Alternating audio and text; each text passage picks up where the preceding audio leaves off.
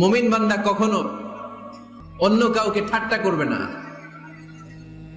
আমার কোনো ভাই মনে কষ্ট পায়, এরকম কোনো ঠাট্টা, বিদ্রুপ, খোঁচা মেরে, পোক মেরে কথা বলা যাবে না।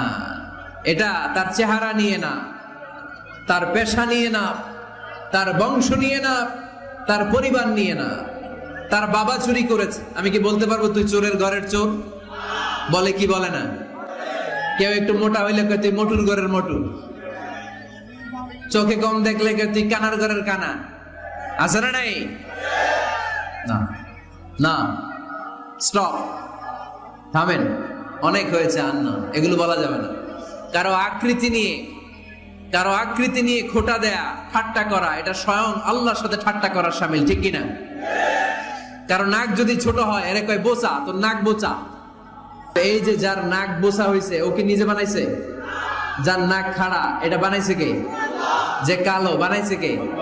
সাদা শুভ্র, বানাইছে কে? তার মানে কারো আকৃতি নিয়ে যদি আপনি ঠাট্টা করেন, স্বয়ং আল্লাহর সাথে ঠাট্টা করলেন। কারণ কেউ কারো চেহারা বানানোর দায়িত্ব পায় নাই। মাতৃগর্ভে থাকতেই আমাদের চেহারার আকৃতিগুলো দান করেছে কে?